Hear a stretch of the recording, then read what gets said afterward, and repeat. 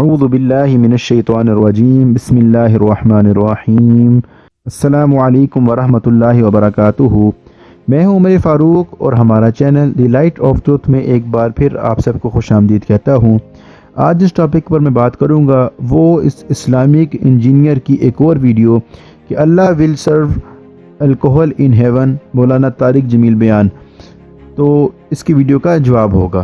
तो नाज़रीन इकराम, अपने वीडियो को शुरू करने से पहले मैं आप अहबाब से गुजारिश करता हूं कि जो अहबाब हमारे चैनल पर नए हैं या जिन्होंने अभी तक हमारे चैनल को सब्सक्राइब नहीं किया, पहले वो लाल बटन को दबा कर चैनल को सब्सक्राइब कर लें और चैनल को सब्सक्राइब करने के साथ जो बेल आइकन है इसको ज़रूर प्रेस करें ताकि जैसे ही कोई वीडियो अपलोड की जाए तो यूट्यूब की तरफ से आपको नोटिफिकेशन आ जाए।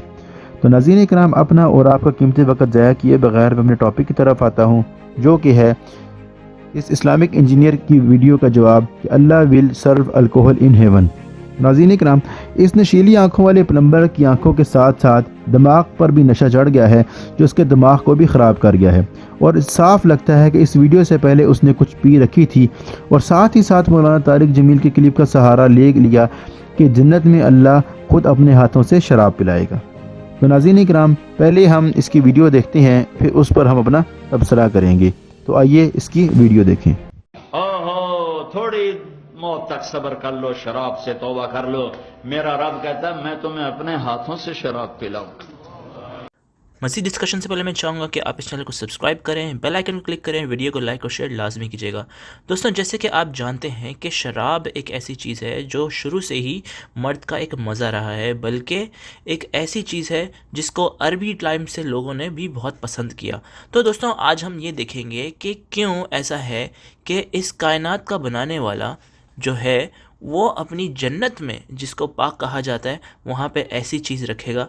और हम देखेंगे कि एक स्कॉलर हैं जो कि जिनका नाम है मौलाना तारिक जमील, और वो बोल रहे हैं कि अल्लाह जो कुल कायनात का बनाने वाला खालिक और मालिक है, जो कुन फयाकुन करके हर चीज़ बना सकता है, वो अपने हाथों से इंसानों को शराब पिलाएगा। जी हाँ दोस्तों, चल के सुनते हैं। हाँ और पी। ओहो, थोड़ी मौत तक सब्र कर लो, शराब से तौबा कर लो। मेरा रब कहता है मैं तुम्हें अपने हाथों से शराब पिलाऊं। अल्लाह ने जन्नत में शराब के 3 दर्जे बताए हैं। इन्नल अबरार यशरबून मिन कासिन कान मिजाजुहा काफूरा। जन्नती लोग खुद डाल के पी रहे हैं, ये नीचे लो लेवल है। एक मिडिल क्लास है, युस्कौन फीहा कासन कान मिजाजुहा जंजबीला। उन्हें पिला रहे होंगे नौकर, हूर, बीवी, फरिश्ते उनको पिला रहे होंगे। एक अपर क्लास है, वीवीआईपीज, वहां वसखाहुम रब्बुहुम शराबन तहूरा, वहां अल्लाह खुद पिला रहा हो। अल्लाह पिलाएगा। दोस्तों, आपने बिल्कुल सही सुना है कि कायनात को बनाने वाले को कोई और काम ना मिला बल्कि इंसानों को जो कि गुनाहगार हैं उनको अपने हाथों से शराब पिलाएगा। दोस्तों, हम चल के देखेंगे कि अल्लाह शराब के बारे में क्या फरमा रहे हैं कुरान में। सूरतुल माइदा आयत नंबर 90 यानी कि कुरान चैप्टर 5 वर्स 90, इसमें लिखा है कि शराब के बारे में अल्लाह कह रहे हैं कि ये सब गंदे शैतानी काम हैं। अगर शराब एक शैतानी काम है तो अल्लाह अपने हाथों से क्यों पिला रहे हैं ये। दोस्तों, शराब को शराब इसलिए कहा जाता है क्योंकि वो इंसान को जिस्मानी मज़ा देती है और वो इंसान को मतवाला करती है। अब चाहे वो शराब दुनिया में हो, चाहे दोज़ख में या चाहे जन्नत में, शराब तो शराब ही होती है। दोस्तों, ज़रा सोचिएगा कि कुल कायनात को बनाने वाला खालिक और मालिक इंसान की जिस्मानी ख्वाहिश की इतनी फ़िक्र करता है कि वो अपने ही घर में जो जन्नत है उधर अपने ही हाथों से शराब पिलाएगा जो गुनाहगार इंसान होते हैं। ये कहाँ की लॉजिक है दोस्तों, ज़रा सोचिएगा। दोस्तों, जैसे कि आप लोगों ने देखा कि कुरान में सूरतुल माइदा आयत नंबर 90 में लिखा है कि शराब जो है एक शैतानी काम है। मगर सोचने की बात यह है कि दोस्तों, अगर जो इसको पिला रहा है यानी कि जो शराब पिला रहा है वो कौन सा कोई अच्छा काम कर रहा है।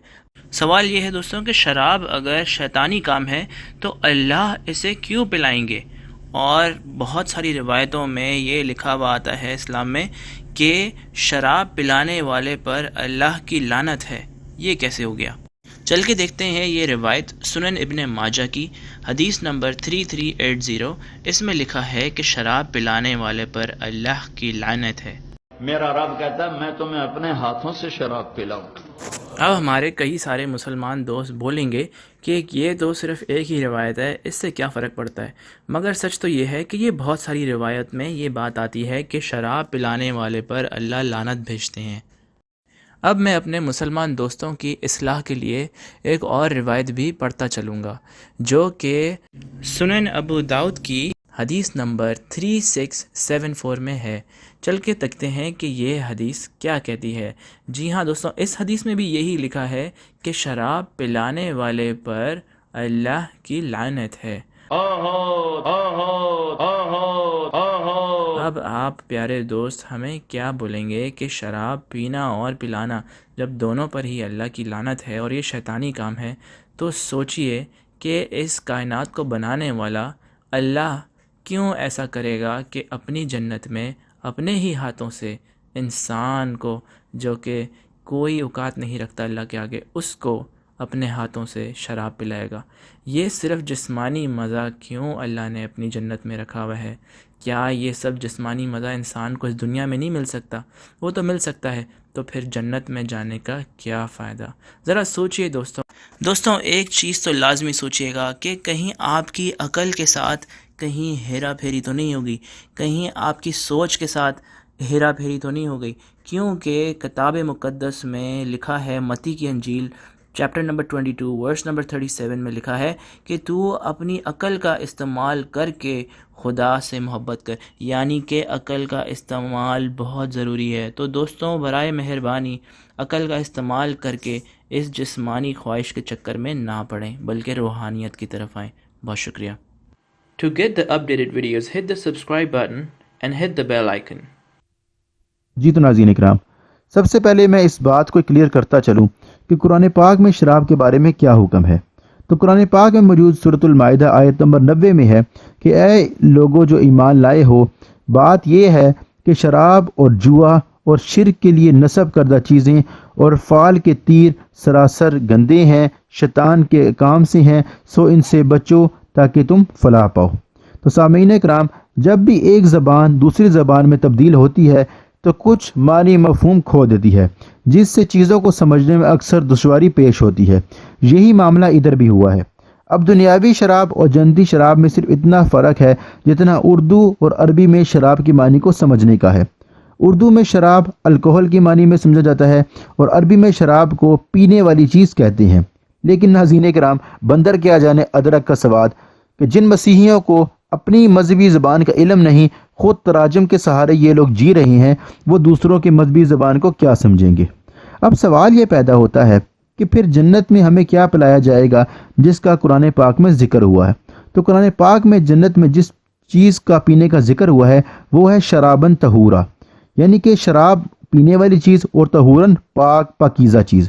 اس طرح شرابن طہورا کا مطلب ہوا کہ پاک پینے والی چیز۔ جنت میں ہمیں پاک پینے والی چیز دی جائے گی، نہ کہ الکحل پینے کے لیے دی جائے گی۔ اب وہ پاک چیز کیا ہوگی، اس کا ذکر اللہ رب العزت نے سورۃ المحمد اور آیت نمبر 15 میں کیا ہے کہ اس میں اللہ تعالیٰ فرماتے ہیں کہ اس جنت کا حال جس کا وعدہ متقی لوگوں سے کیا گیا ہے وہ یہ ہے کہ اس میں کئی نہریں ہیں ایسے پانی کی جو بگڑنے والا نہیں ہے، اور کئی دودھ کی نہریں ہیں جس کا ذائقہ نہیں بدلتا، اور کئی نہریں شراب کی ہیں یعنی کہ پینے والی چیزوں کی ہیں، اور آگے لکھا ہے جو پینے والوں کے لیے لذیذ ہیں، اور کئی نہریں خوب صاف کیے ہوئے شہد کی ہیں، اور ان کے لیے ہر قسم کے پھل اور رب کی طرف سے بڑی بخشش ہے۔ ناظرین کرام، اسی کے ساتھ ایک مرفوع حدیث میں ہے کہ یہ جنتی دودھ جانوروں کے تھنوں سے نکلا ہوا نہیں ہے، بلکہ یہ قدرتی دودھ ہے، اور جو نہریں ہوں گی شراب کی وہ صاف ستھرے شراب کی ہوں گی جو پینے والے کا دل خوش کر دیں گی اور دماغ کو کشادہ کر دیں گی۔ اور قرآن میں سورۃ صافات کی آیت نمبر 46 میں یہ لکھا ہے کہ جنتی شراب نہ تو بدبودار ہے، نہ تلخی والی ہے، اور نہ وہ بد منظر ہے۔ اور اس کے ساتھ ساتھ یہاں تک بھی حدیث میں آتا ہے کہ بلکہ وہ شراب جو ہے وہ دیکھنے والوں کے لیے بہت اچھی ہے، پینے میں بہت لذیذ ہے، اور نہایت خوشبودار بھی ہے۔ اور قرآن پاک میں بھی اس چیز کی وضاحت موجود ہے کہ جس سے یہ وہ شراب ہوگی جس سے عقل میں فطور نہیں آئے گا، اور نہ اس سے دماغ چکرائے گا، نہ منہ سے بدبو آئے گی، اور نہ یہ لوگ اس کو پینے کے بعد بہک جائیں گے، اور اس کو پینے کے بعد سر میں درد بھی نہیں ہوگا، نہ ان کو چکر آئیں گے، نہ یہ بہکیں گے، نہ یہ بھٹکیں گے، اور نہ ان کو نشہ چڑھے گا، اور نہ ان کی عقل جائے گی۔ تو ناظرین کرام، اب یہاں پر ایک اور سوال یہ پیدا ہوتا ہے کہ اگر شراب جنت میں حلال ہے تو دنیا میں وہ کیوں حرام ہے؟ تو ناظرین کرام، اسلام نے جس چیز پر پابندی لگائی ہے اس کے لیے خمر کا لفظ استعمال ہوا ہے، اور خمر کا مطلب ایسی چیز یا نشہ آور چیز ہے جس کے بعد انسان اپنے حواس پر قابو نہ رکھ سکے۔ اسی لیے قرآن پاک میں موجود سورۃ المائدہ آیت نمبر 90 جو میں نے پہلے ذکر کی تھی، اس میں ہے کہ جہاں شیطان کے ذکر کا کام کیا گیا وہاں بھی خمر کا لفظ استعمال کیا گیا ہے، لیکن خمر کا ترجمہ کرتے وقت علماء آسانی کے لیے اس کا معنی شراب کر دیتے ہیں تاکہ عام لوگوں کو سمجھ آ جائے۔ اب اس کے بعد اگر ہم یہ دیکھتے ہیں کہ بائبل میں شراب کے بارے میں کیا ہے، تو اگر ہم بائبل میں دیکھیں تو ہمیں معلوم ہوگا کہ یسوع مسیح یعنی کہ عیسیٰ علیہ السلام نے اپنے پہلے معجزے میں پانی سے نشہ آور شراب اوینوس بنا کر اپنا جلال کو ظاہر کیا تھا۔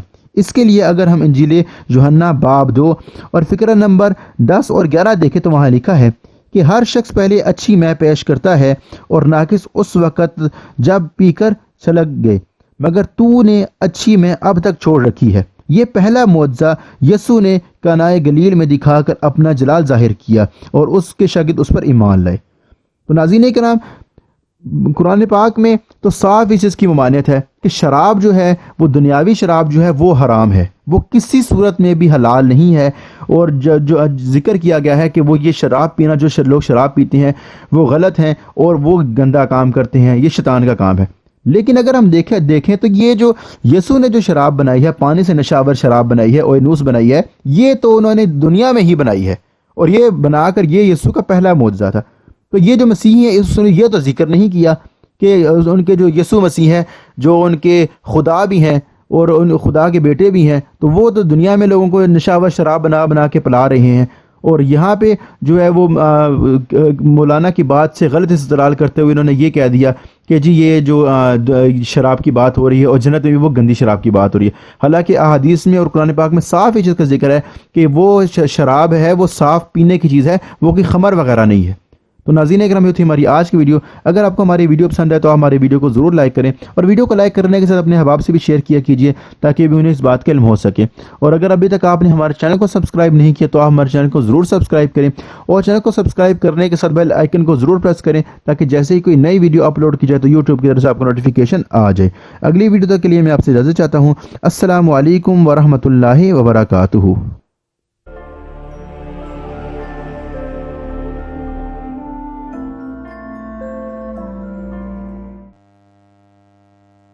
بسم اللہ۔